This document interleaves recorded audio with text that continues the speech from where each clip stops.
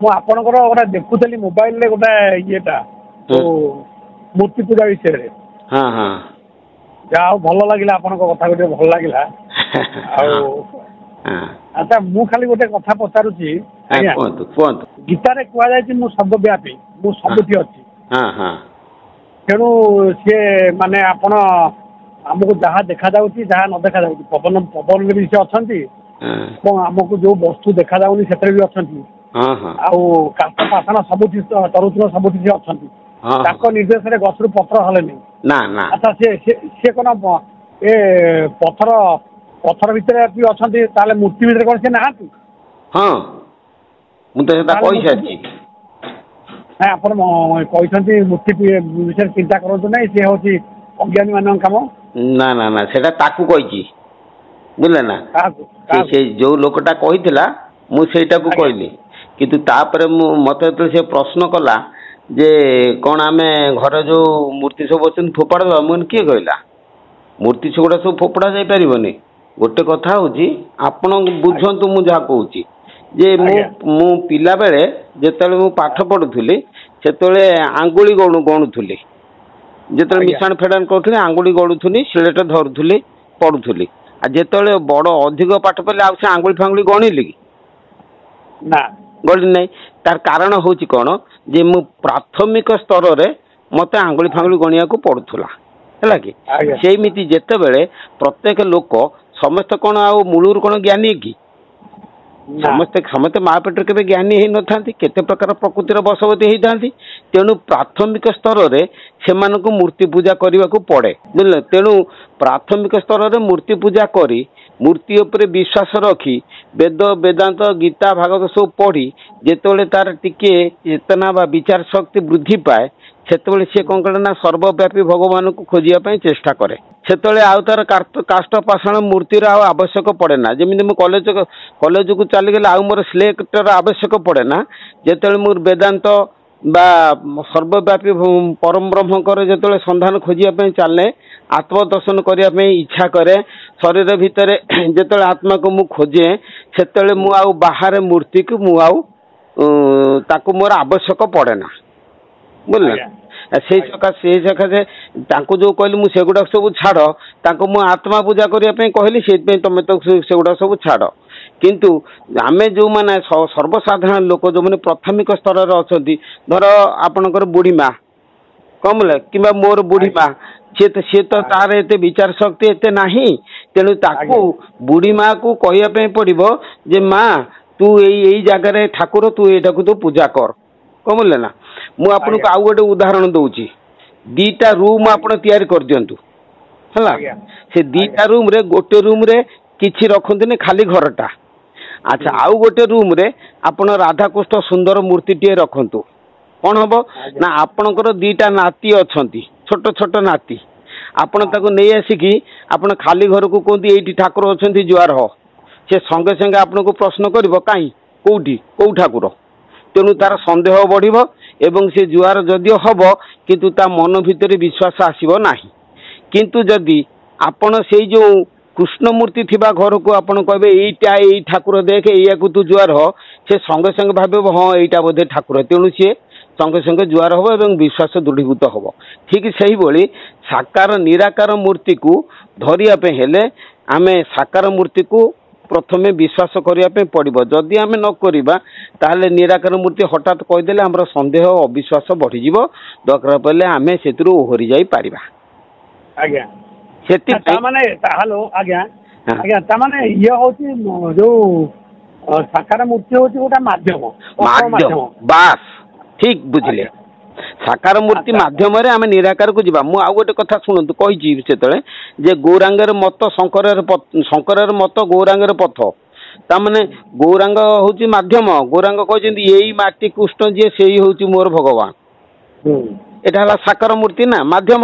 ତେଣୁ ସାକାର ମାଧ୍ୟମରେ ଆମେ ପୂଜା କରି କରି ଯେତେବେଳେ ଆମର ଆମେ ବ୍ରହ୍ମଚର୍ଯ୍ୟ ପାଳନ କରିବା, ପିଆଜ ରସୁଣ ଖାଇବା ନାହିଁ, ନୀତି ନିୟମରେ ଚଳିବା, କାମ କ୍ରୋଧ ଗୁଡାକ ସବୁ ବର୍ଜନ କରିବା, ଲୋକଙ୍କୁ ସୁବ୍ୟବହାର କରିବା, ଏଇ ଯୋଉ ନୀତି ଗୁଡାକ ଯେତେବେଳେ ଆମର ପ୍ରଥମେ ସ୍ଥିର ହେଇଯିବ ସାକାର ମାଧ୍ୟମରେ, ହେଲା ପରେ ତାପରେ ସେଇଠୁ ଆମେ ଯମ ନିୟମ ଆସନ ପ୍ରାଣାୟାମ, ବୁଝିଲେ ନା, धारणा ध्यान समाधि करी आमे आत्म दर्शन करवा समाधि की जीवा निजे आत्मा बोले अहं ब्रह्मास्मि शंकर मत को आम से आमर आसीजे जे हाँ हाँ मु जगत रे जो परम ब्रह्म चारिआडे व्याप्त अच्छा सी मो देहर अच्छी यही ज्ञानटा आमर लास्ट को हम। अच्छा महाराज हाँ कहतु मु बुझीगली माने मूर्ति पूजाटा प्रथम अवस्थार गोटे मध्यम। हाँ हाँ यहाँ सत। अच्छा शुणु जो याज्ञवल्क्य उपनिषद हाँ से भगवान कौन रूपरेख ना जार आग ना पथ ना उत्तर ना दक्षिण ना मध्य ना जार जहाँ को देखी हम नहीं जहाँ को धरी हम नहीं माने भगवान कौन रूप ना वर्णना कर कौन शून्यता कह गोटे कथा आप कहले शुणु से कथाटा मु फास्ट कहली जे प्रथम तो ये तो मध्यम आम ऊपर को जीवा ऊपर को जाई सारा पर जो याज्ञवल्क संहितार आपण पाइले जे जार रूप ना हाथ ना गोड़ ना आम शून्य सेटा बुझे कि आपन को गोटे छोटिया कथा कहूँ पवन को देखनी पवन कौन रूप अच्छी ना ना ना हाथ सेटा को आम स्पर्श अनुभव करुँच बुझे कि किंतु आत्मा को शब्द स्पर्श रूप रस गंध कौन इंद्रिय आम अनुभव करें इंद्रियानुभूति आमर आउ गोटे चक्षु अच्छी कौन बोले ना जो चक्षु द्वारा ताकू तृतीय चक्षु कहती कौन बोले ना आपण को आउ गोटे मोर अनुभूति मुझे को कहूँ आपणकर शब्द ग्रहण करने जंत्रटी आपणकर किए कान कान त्याग करने जंत्रटी किए से काम करवा नुहे शब्द बाहर करने जंत्रटी किए से आपणकर शब्द बाहर करवा जंत्र पार्टी कथा कहूँ बास पार्टी ताले शब्द ग्रहण करुँच कान रे शब्द त्याग करुँच कौन पार्टी रे अच्छा स्पर्श ग्रहण करुँच चर्म रे आज्ञा स्पर्श त्याग करुँच हस्तपद रे आज्ञा रस ग्रहण करुँच आपनकर जिह्वारे रस त्याग करुँच लिंग द्वार रे अच्छा गंध ग्रहण करुँच नासा रे गंध त्याग करुँच मल द्वार रे करुँच ना नाई अच्छा आपण रूप ग्रहण करुँच चक्षु रे रूप त्याग करुँच कौथि रूप त्याग करुछु हाँ आखि बुझीदेले ना ना रूपटा बाहर लाइटा बाहर कौटी आपणकर लाइटा को आपण आखिरे ग्रहण करुँच आखि बुझीदेले लाइटा कौन बाहर ना ना तेणु आपणकर लाइट की आलोक को आपण ग्रहण करने जंत्रटी अच्छी आलोक त्याग करने जंत्रटी आपण देहरे नाही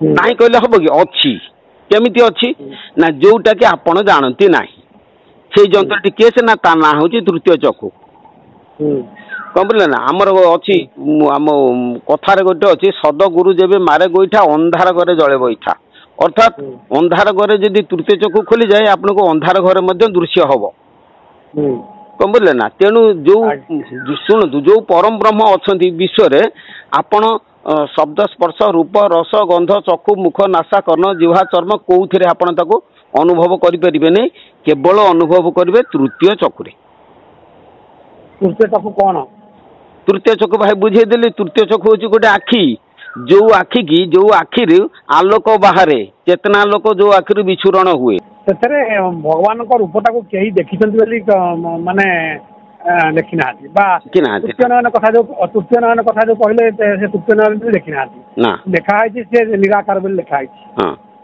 आमे कौन अच्छे जानवा मु आपन गोटे छोटिया उदाहरण बर्तमान देवे आपन जानीजे छोटिया उदाहरण शुणु जे आमर आपन बाया गीता जानी ना हाँ मुझे पढ़ी किंतु से बाया गीतार देखिए खोजिले मु बर्तमान कहूँ कथा बाया गीता बाया कहते जे गोटे ब्राह्मणर दुईटी जाँला झील थिले जे जाँला झील दुईटी सबु बेले गोटे जगार बसवा गोटे जगार जा गोटे समय जाए झाड़ा फेरवा सबू दी भौणीकर गोटे कथा समस्ते एका सांगे चलाबुला करती निबिड़ निबिड़ प्रीति दी भौणीक भितर थिला बुझे ना आमर कथा अच्छी जे झील जन्म पर घर को जेतले समय आसिला बड़ भौंटीर बाहाघर हो गला बड़ भौंटीर जमी बाहाघर हो गला सेठू वर्षे पर बड़ भौणी आसिला ता बाप घर को सान भौणी आ कथा कहलानी बड़ भौणी पचारा कि कथा कहलु कहीं ना कहला मु तो सांगरे जेते आनंद रे खुशी रे बुलुथिली स्नेह ममता रखी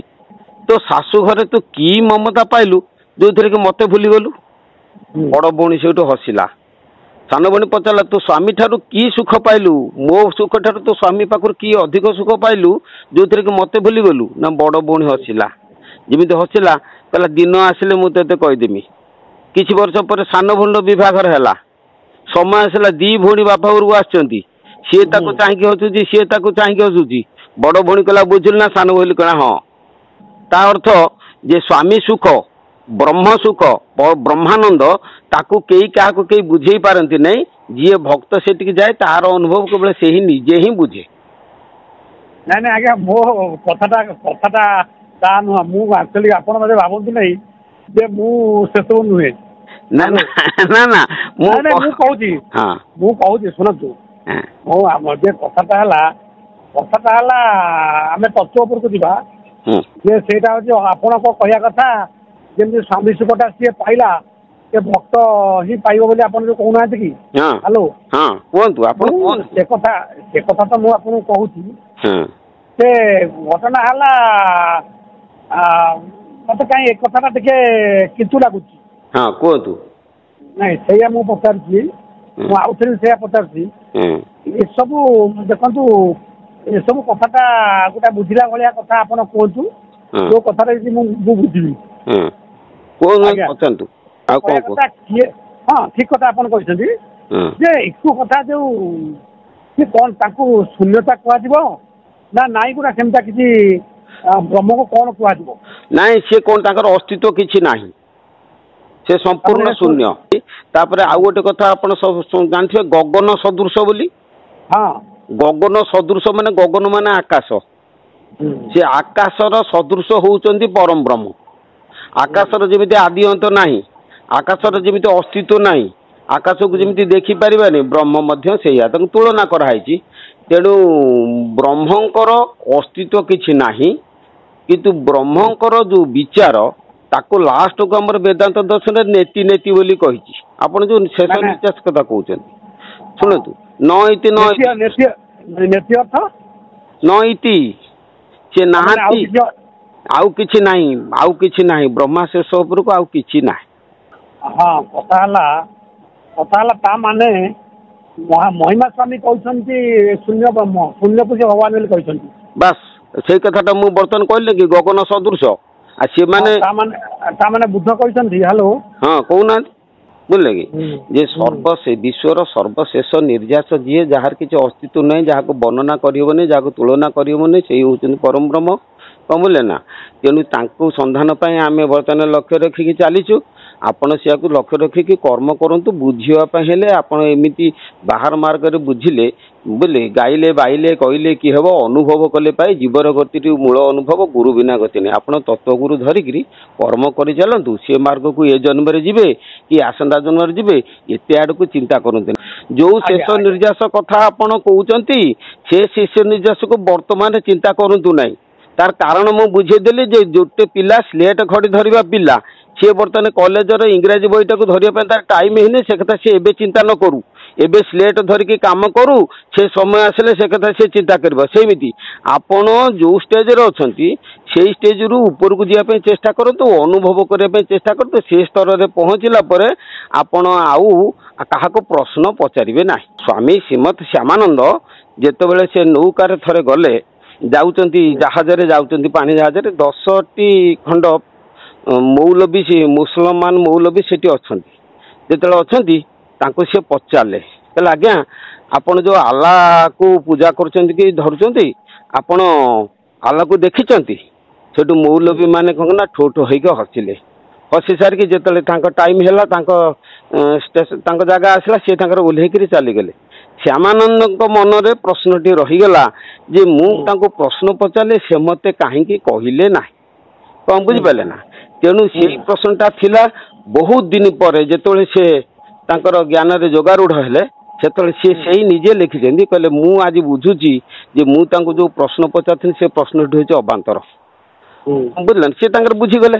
ସେଇଭଳି ପ୍ରକାର ଆମେ ଯୋଉ ପ୍ରଶ୍ନ ପଚାରୁଛନ୍ତି କି ମନ ଭିତରେ ଅଛି, ବୁଦ୍ଧ କହିଲେ, ସିଏ କହିଲେ, ସିଏ କହିଲେ, ତାଙ୍କ ବାକ୍ୟକୁ ବୁଝିବା ପାଇଁ ହେଲେ ତାଙ୍କ ସ୍ତରକୁ ଆମକୁ ଯିବାକୁ ପଡିବ। ତାଙ୍କ ସ୍ତରକୁ ନଗଲା ପର୍ଯ୍ୟନ୍ତ ତାଙ୍କର ଅନୁଭବ ଆମେ କରିପାରିବାନି। ତେଣୁ ମୁଁ ସେଇଥିପାଇଁ ସବୁ ସମ୍ପୂର୍ଣ୍ଣ କାଟି ଦେଇକି କହିଲି ଆପଣ ବର୍ତ୍ତମାନ ଚାଲନ୍ତୁ, ଆଉ ଏତେ ବିଚାର କରନ୍ତୁ ନାହିଁ।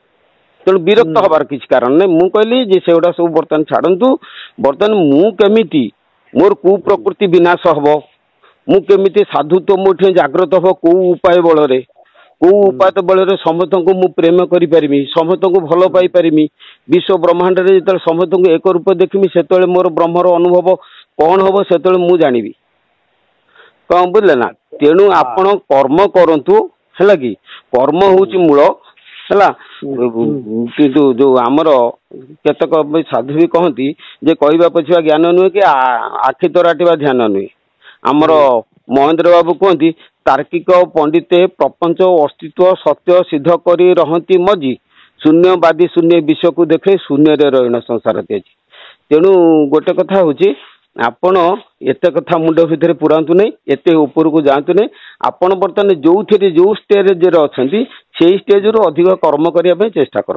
मु बहुत खुशी हेली आपण जो शून्य को विश्वास करती आमर गुरु ठाकुर श्री श्री दयानिधि परमहंस देव बुझे ना सी तांकर गोटे पद मु आपण कोटी शुणु आत्मा ठारू देव नाही त्रय भुव उड़ा बुड़ा चल अचले छपन कोटी रे एक नामक्षरे अउम त्रिबीज सूत्र रे किटु ब्रह्म रे विहरे से प्राण रूप रे किटु ब्रह्म रे तांकर शेष निर्यास कथा आत्मा ठारो आउ तीन भुवन रे बड़ ठाकुर कहीं नहांती आत्मा होती विश्वर शेष निर्यास तांको मतरे कौन बुझे ना सी तो महापुरुष ना।